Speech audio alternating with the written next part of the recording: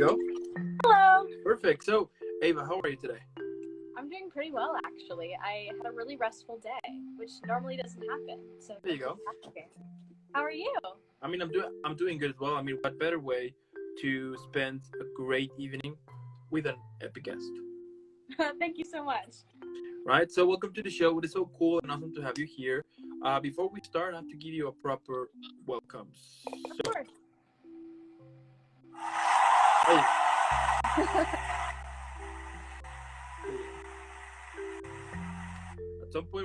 at some point we're gonna have live audience, but small operation, we're just growing. I get it. 100%. Perfect. So starting with the whole interview now, tell me how your acting career started. Yes, of course. So I honestly want to say that in my opinion, I feel like my acting career hasn't really started yet because There you go. I'm currently still in school pursuing my degree in theater. But I've definitely done a lot of theater in my lifetime, and I feel like it has definitely helped me build the skills to then have a successful career. So I'm hoping that when I graduate in May of 2022, so this next year, hopefully things go well and that I have a good plan. But if not, I will learn and be better. So, but I'd say, it all started when I was in 4th grade, and I was always a very animated kid, which is weird because I'm definitely introverted, but I'm just really good at connecting with people. Okay. So my parents told me oh, you should do theater, and I said okay. And as I grew up, they took me to I'm from Minneapolis originally, in Minnesota, and they take me to the Orpheum there a lot, and so I'd see all the touring shows. And I remember I saw Wicked when I was 18 years old, just like every other little girl. Yeah. And I knew I really wanted to do that for the rest of my life. I feel like part of me was in denial, thinking oh, I don't know if I could ever get there. But definitely as I grew up, I took it seriously to want to get to that point. Totally. So I'd say that's the start. And of course I went through high school, auditioned for all the fun programs to then get into college for theater, and I'm currently at James Madison University in Harrisonburg, Virginia, pursuing a degree in theater performance. And I also have a dance minor, so that's kind of my gist. There you go. That's amazing. So you were in Bye Bye Birdie. Tell me, was that one of your first plays? And what are some of the things that you learned from let's say from those first experiences? Of course. So technically I've been doing theater since I was in 5th grade or 6th grade, so I've been doing it for a while, but and I definitely had shows before this, so Bye Bye Birdie wasn't my first rodeo, as they say. No. But it was definitely the first time I was cast in it wasn't really a significant role, but it was definitely a supporting role. And it was also my first show where I was dancing in the ensemble and having a blast.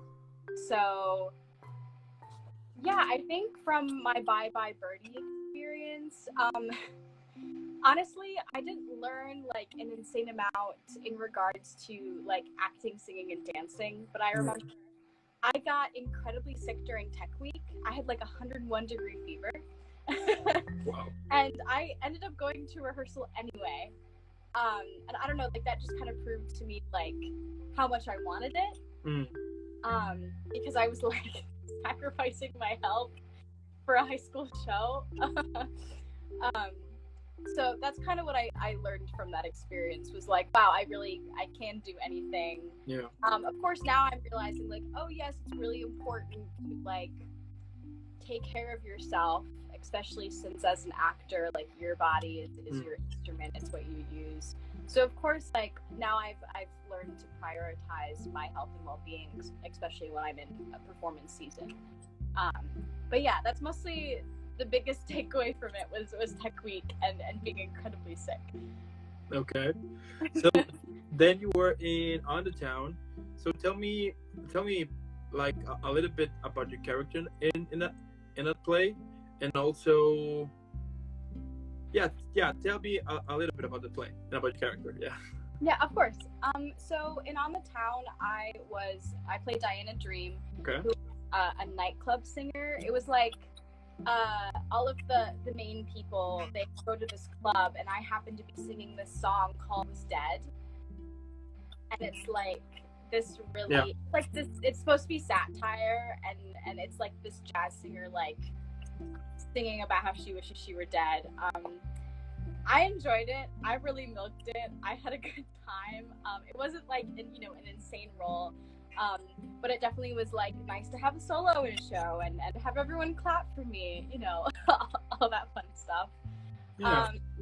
Yeah, and then I also dance captained it as well, and so it made sense why I didn't have like a huge role in it, because I was also doing some behind the scenes work. But dance captaining was like an insane experience because I've never done it before, and there were a few rehearsals where the choreographer like just couldn't be there, and so it was like my job as like an 18-year-old to try and get people to listen to me. It definitely taught me a lot about patience. Yes, a lot of patience. It helped me kind of realize like how to communicate my ideas in thoughtful and productive ways to people. It helped me realize that like I'm a good teacher, which is really nice. I feel like as students we're so focused on learning all the time, and we don't realize like, wow, I'm actually also a teacher every day and helping people. So I think that was like my biggest takeaway of like being a dance captain in that show. Okay. So tell me, like, how you usually prepare before start dancing? For dance captaining? Mm-hmm. So pretty much for dance captaining, at least through my experience through that show, and I also dance captained another show, I had to pay attention. I feel like sometimes like during dance rehearsals you're kind of just like out to lunch and you're kind of just trying to get it, but as a dance captain, like you actually had to know it, because if anyone had any questions, it was on you to answer them. So I had to be focused the entire time. If I had any questions, I always had to make sure I asked them and not suffer in silence. If I noticed people were struggling and they weren't speaking up, I had to be the one to also like ask those questions and to remind them those things. So yeah, that's like mostly how I prepared. I also would warm up every show beforehand. If I had any like crazy turn combos, I would like do them on the stage before. And if anyone needed me to like meet with them outside of rehearsal, I made that a priority, and I would meet with them and help them out. So that was mostly my preparation. Nothing too crazy. I didn't have to choreograph anything, which was nice. Totally. Wow. And where does your inspiration for dancing come from? My dancing story is actually very interesting. So I was a late bloomer in regards to dance. Okay. I didn't start dancing until I was in 8th grade. So I was like 13, 14 years old. And because I was like doing theater, and I was always a good mover, which is a great place to be. But I remember going to my mom and being like, if I want to do this, I need to learn how to dance. Like I really want training. Can I do this? And she was like, yeah, sure, why not? And so she helped me get into dance lessons. I was able to work with a dance place that was near my house that like I remember like that summer I took it very seriously, and I took a lot of classes there, but it was hard because like I was very inexperienced, especially for the age I was, and I was dancing with people who had already been dancing for 10 plus years. So it was definitely overwhelming because I was constantly like feeling like I wasn't good enough because there were so many people so much better than me. But also, like, I honestly love being around people who are so much better than me because it really pushes me to see where I can actually go. So I think that summer was, like, very helpful for me. And then I made sure I got into ballet. I'm also, like, naturally pigeon-toed. And so, like, ballet has always been so hard for me because my legs just don't bend that way. So that has... I mean, it's still a problem for me. I'm not amazing at ballet, but like, I'm definitely a lot better than I used to be. Yeah, so I just took dance lessons throughout high school. And then when I got to college, I was like, oh, I really want to continue my dance training because I don't think I'm at the place where I want to be with it. I mean, of course, yeah, I've dance captained 2 shows. Like, I have a general gist of it, but I want to be at the point where, like, yeah, I could consider myself at least a semi-professional dancer. And so I decided to do a dance minor, and that's honestly been great.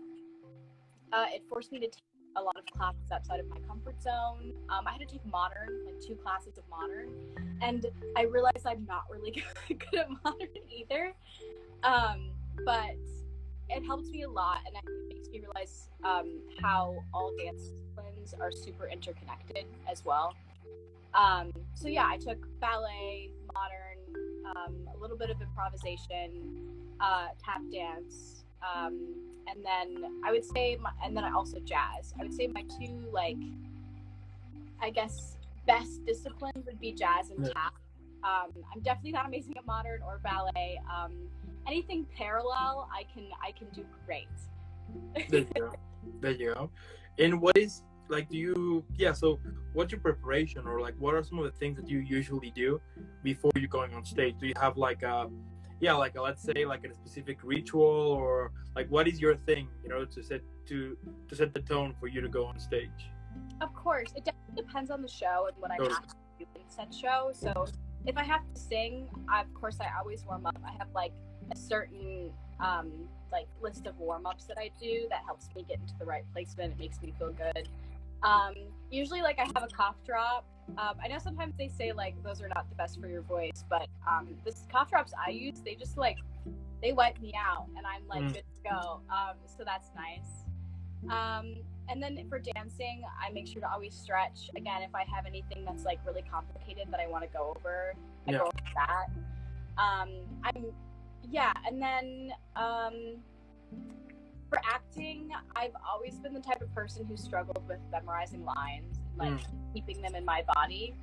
And so I usually like go over all my lines before a show, unless we're like in a run and I'm like, oh, I've done them like multiple times a week, I feel fine. Okay. But if we're like going into like the first show or something along the lines of Tech Week, I'm always like, okay, I have to make sure I know exactly where I need to go, exactly what to say, all of those things. But in regards to like other preparation things outside of like skills, I'm really big into affirmations. And so like, and I make sure that if anyone wants to do it with me who's in the dressing room, I let them do it with me.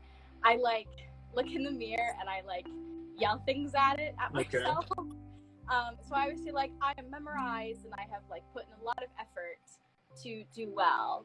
I'm an amazing actor. I look really good in my costume. It's like things like that help me, that hype me up and make me feel good and ready. Because I feel like if you start a show process in a good headspace, that's honestly all you need. I mean, also physically. I check in physically, but I would say affirmations help me really get into it mentally. Okay. And I mean, as you just mentioned, right, that depending on the role, but like what are some of the things that you usually do, or like what is your usual approach in order to prepare a character? To prepare a character, well, I definitely do some aspects of scene study. I make sure I know like what they want, what they're fighting for. I also try to get, I don't know, I really like to get deep in it, and so I try to ask like, oh my god, what was their backstory? Like, what problems are they now that like could have manifested in their childhood from a previous relationship? Like, what are their triggers? What really upsets them? What are their fears? What excites them? What brings them joy? So it's more asking myself those questions. Another thing I do is like I go through the text and I look for like what they say about themselves and what other characters say about them, because it's interesting to see how characters perceive themselves versus how they're perceived from other people. I know like as just a human being in general, I'm just very interested in like how people perceive me, because I feel like the way I perceive myself is different. Yeah. So I'd say I just ask a lot of questions, and depending on how fast the time frame of the rehearsal process goes, I either like pace it out or I go crazy and I try to answer them all at once. Wow. And what advice could you give to those who are like barely recently started acting? Yeah, I definitely have a lot to say. A thing that I dislike about the theater industry is you kind of have to have money in order to get into it. I don't think it's accessible enough yet for people of low families to really like, fully immerse themselves in it. And like, I want to acknowledge that I come from a place of privilege where I had parents who have always supported me in my dream and are luckily paying for my college education. You know what I mean? So it's like, I realize like how much privilege I have with that because I'm able to pursue this, and I realize like I have a lot of friends who can't do the things I'm able to do because of that. And so I want to acknowledge that before I say anything else, just because I think having money to pay for classes, to pay for training, to network, to meet people, like you kind of need it. And that's what sucks. But I think a big thing for me has been social media as a tool. Because like with networking, I'm talking to you right now. Yeah. Now we're best friends. Amazing. So I think like your best free tool to start acting is it's who you know, it's how you network. So like make content on TikTok, make content, brand yourself on Instagram, like make your presence known so that people know who you are. And then when you meet them in real life, like, I don't know, be a good person and hopefully they'll like call you in for things. Yeah. I'd also say a big thing that helps me that's free is if you have material, record yourself doing the material, and then you can kind of self-assess and be like, oh, I felt really good about that, but that was actually really not good, or vice versa. So I think like really watching yourself and critiquing that is good. Some other acting exercises that have really helped me is like saying a monologue or saying a scene to someone and then having them like respond truthfully to what you're saying. Or if you're not like sticking it enough or having enough of a strong tactic, they can come back at you with the same line to like show you that you're not necessarily landing it to them. So yeah, those are like my free like actor tips that I do that have helped me a lot. But yeah, I would say like in regards to like singing, dancing, and acting and all of that, like I wouldn't be where I am today if my parents didn't support me and to drive me to classes every week and all this stuff. So, because like this summer I changed voice teachers, and the voice teacher I have now is definitely a lot more expensive than the one I had previously. But I have learned so much from her, and it was definitely the right decision for me to do so. But again, it's just like unfortunate that we have to really pay to play. Yeah, because also this summer I did actor therapy's summer intensive with Lindsay Mendez and Ryan Scott Oliver, and that was an amazing experience. But of course, I had to pay how many ever thousands of dollars to like go to New York, and talk to all these people, give these classes, and then at the end of the 2 weeks, we had a showcase for different agents. And then based off of that, they reached out to people who they wanted to see. And my friend actually got signed from that. So, like, it was definitely worth the money for her. You know what I mean? Yeah. But again, like, I really do think that the industry, at least right now, is very much pay to play, which not everyone can afford to do, which is unfortunate. Yeah. There you go. That is awesome. That is amazing. And so inspiring as well. Yeah, like it. Thank you. Yeah. So let me just give me 1 second so I can charge my phone because it's. There we go. Yes. So as I was saying here, it is really inspiring, and it is really cool that. Well, I find it super cool that whenever you are, like pursuing your career or like pursuing your dream, most important, you just get more and more involved, but it's not. I mean, you don't feel it like, what's the word, that it's something tough, that it's something heavy, that you're like tired and everything. I mean, you just instantly go for it and learn more of it, and then when you realize it's already, I don't know, like 12 or 1 a.m. and you're still like in full energy because you're like investing yourself in something that you love. You know what I mean?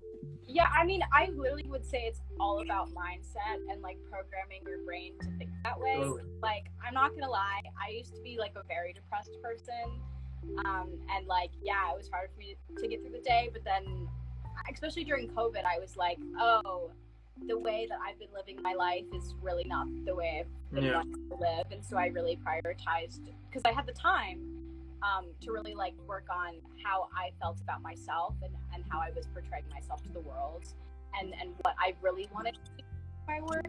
It was like a great reevaluation of like my mission as an artist. Totally. Yeah. And I mean, so besides acting, which you are basically killing it here, you Thanks. also dance and sing. But tell me, what are some of the things? Yeah, like what are some of the songs that you usually like to sing? I like to sing many songs. I normally like my voice is very much like musical theater. I'm not a huge person. I'm not a huge fan of singing pop music.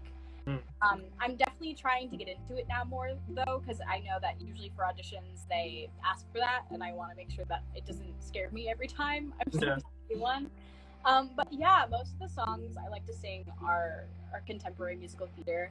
I used to be like I only would sing like classical material, so I used to be like one of those like golden age girls who really loved to sing all the high soprano notes. Yeah. But now, since like I got to college, I really wanted to focus on my belt, and so now I have like a bunch of belt pieces that I've like really been trying to master. I love singing One Perfect Moment from Bring It On. It's a mother of a song to sing, but I do love singing it. In my voice lesson on Monday, I sang Even Though from I Love You Because. I just think that's like, it's such a cute song because she's like, you know, saying that she loves this guy, but she's like talking about the most unconventional ways. Because she's like, wow, like you're really pale and like you're kind of like my dad, who's like kind of gross, but like I guess I love you anyway. It's like such a cute song. I also sang Say the Word from the unauthorized autobiography of Samantha Brown. Just like really nice, like lyrical, but also like charged contemporary musical theater ballad. Love. I would say my you know how like every girl has like their musical theater song that like represents them as a person. I'd say mine probably Times Are Hard for Dreamers from Amelie. Okay. Because that song came into my life at a time where I was like kind of on a crossroads, and it really helped me like see, because it's like kind of a journey song because she's like coming to Paris and seeing everything, and that was like my coming to college story and me moving so far away from home to like pursue this thing that is not tangible yet. Yeah. So I say that's like my song that I love to sing, and it's still in my book. There you go. And if you could describe your career at the moment on a movie, TV show, or even a play, why not? What would be the title of it?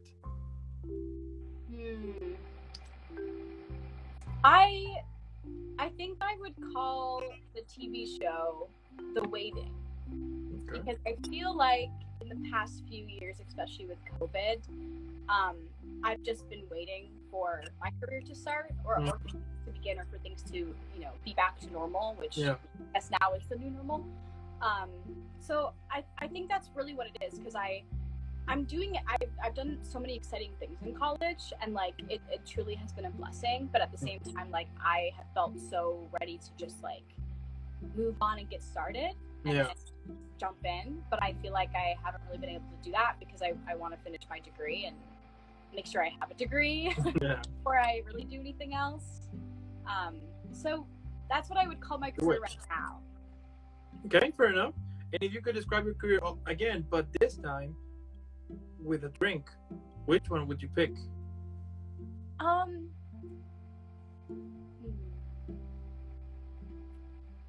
Probably some good old like strawberry lemonade.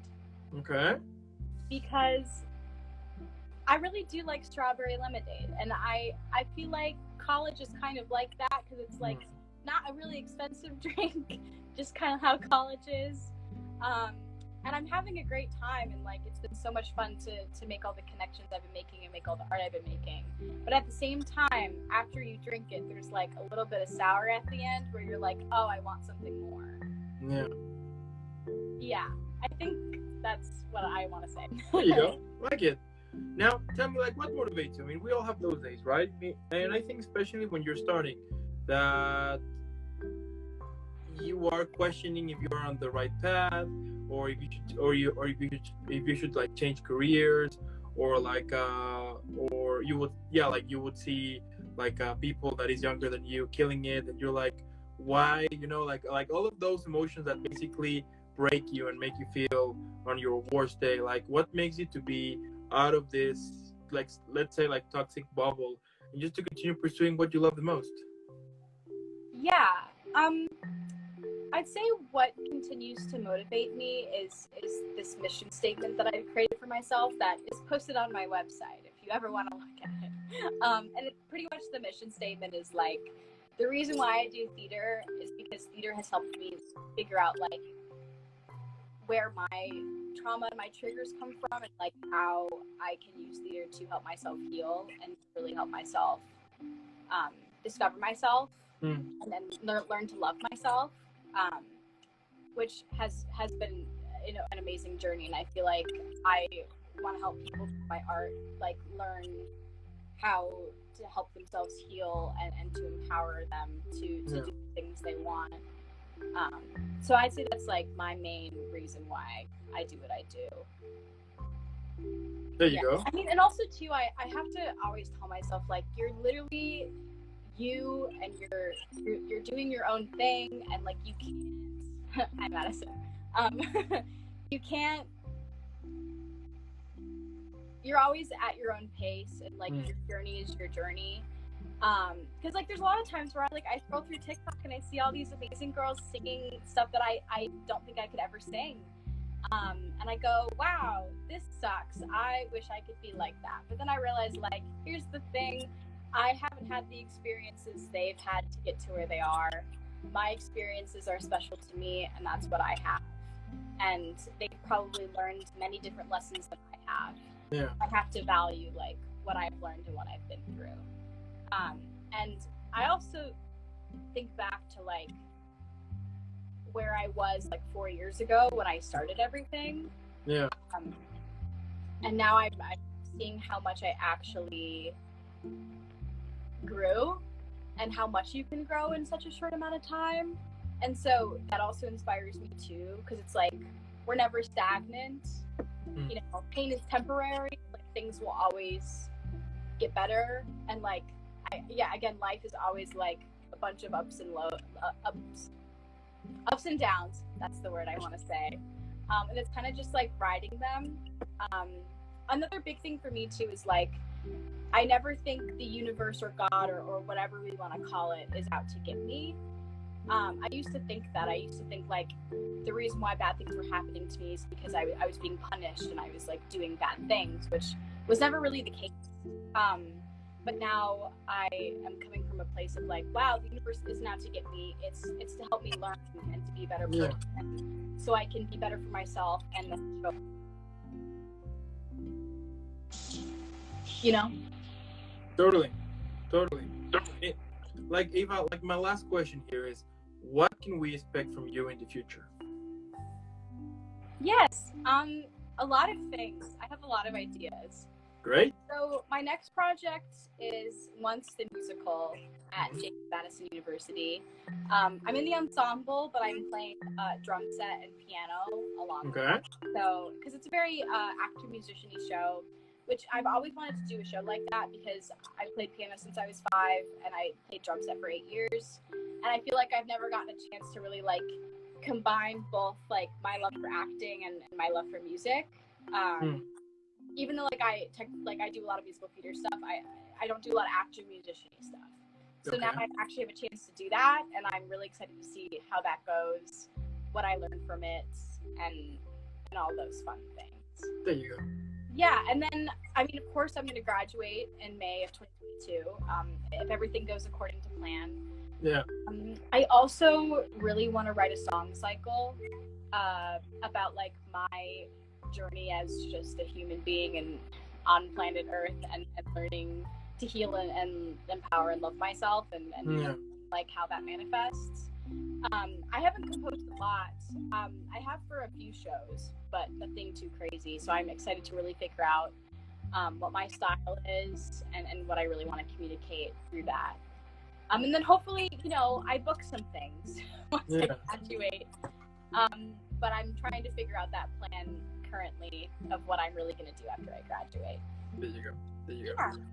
I mean, Ava, what can I say? I mean, your career is really cool, and I'm super sure that I mean, we're gonna see you acting for a very, very long time. I mean, I'm super sure that at some point we're gonna see you in this epic plays or TV shows or even in these huge blockbuster films. I'm super sure that eventually we're gonna see you killing it, because the fact that you're being honest with your craft, and the fact that you love it, and the fact that you put like so much effort to it, and that you have and that you keep pushing it to reach into a better, that you are basically kind of stepping up like your own, like your own career here. It is really cool. And as I said here, I mean, I'm super sure that eventually there's gonna be a point in which we're gonna see you like everywhere, like. Oh, that's so sweet of you. Thank you so much. And also I want to thank those for watching. If you're watching this, I mean, later on YouTube or listening this later on Spotify or Apple Music, make sure that you're following Ava and all of social media. Normally, what I would say is for you to put pause, then leave a like, subscribe, follow. It helps me a lot. Then hydrate, then go follow this amazing, talented actress. Leave a million likes. I mean, let's share all the content. I mean, let's make sure the whole world know about this upcoming, talented, badass person. And also, if it is your birthday, happy birthday. If it is a good day for you, keep having it. If you have been watch all of my episodes either through here, YouTube, or Spotify and Apple Music, thank you so much. And Ava, before I send you off, I need to send you off properly in an epic, badass way. So.